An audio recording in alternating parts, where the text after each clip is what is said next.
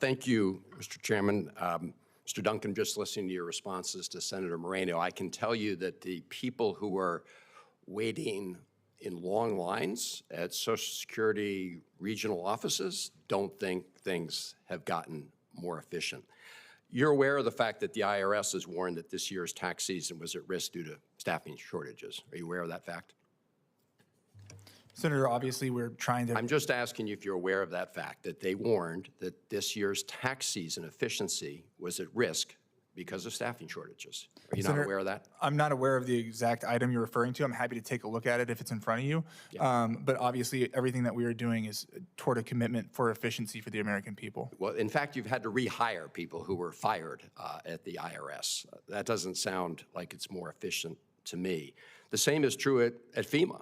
FEMA reinstated fire disaster response personnel ahead of the hurricane season because they were unprepared. Were you aware of that fact? Senator, I'm not aware of this specific thing. That would be a FEMA-related item that I've been... A lot of this, of course, feeds up through the OMB. Same is true of the National Weather Service. GSA cited staffing shortages on mission-critical needs. Were you aware of that? I'd have to defer to the National Weather Service. In fact, by early this year, an estimated 25,000 federal employees have been rehired after being initially terminated. Do you know how much that's cost the taxpayer, rehiring the same people who were in the job before? Senator, I don't have an estimate in front of me, but we're always working to optimize staffing levels. Well, I have an estimate from the Partnership for Public Service. They're a nonpartisan entity. They say just that process of having to go through rehiring the same people that were fired cost the taxpayer $12 million. That doesn't sound more efficient to me. Mr. Duncan, your boss at OMB, Director Vogt, has said, quote, "When civil servants wake up in the morning, we want them to not want to go to work because they are increasingly viewed as the villains." He went on to say, and I quote, "We want to put them in trauma," unquote.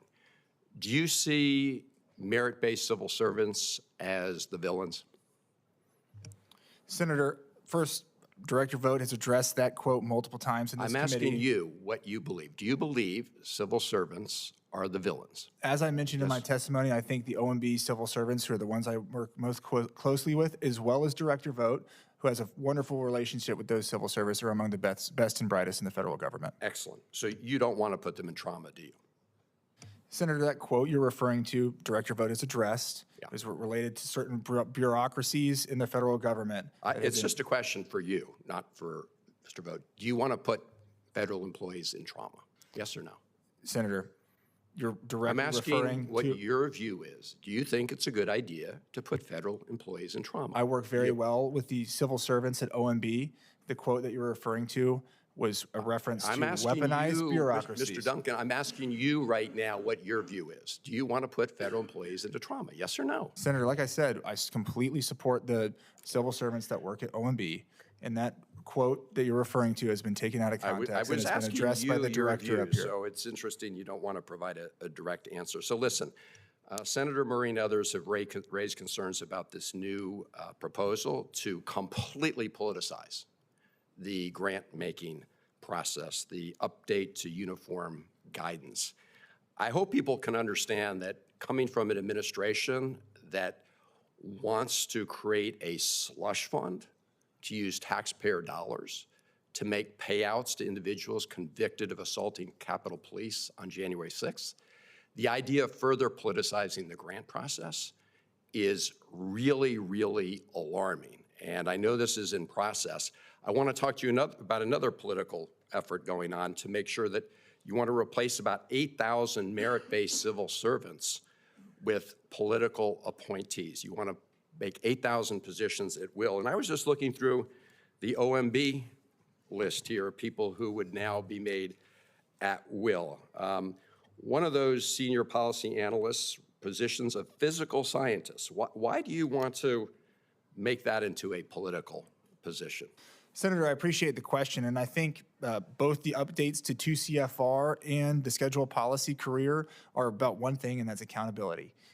So as it relates to the individuals placed in schedule policy career, it's fundamentally about ensuring that they're delivering on the job. So if a physical scientist is providing factual assessment to folks at OMB, and the political folks there don't like their assessment, that person will now be able to be fired. Isn't that right? Senator, that is not at all what the Isn't that goal right, of though? You will make them at will as opposed to having any merit-based protections. Isn't that what you're going to do? Senator, the goal of the proposal is to ensure that the individuals implicated are delivering the highest level of services for the American people. Yep. I see under senior policy analysis, you got a toxicologist, you got a physical scientist.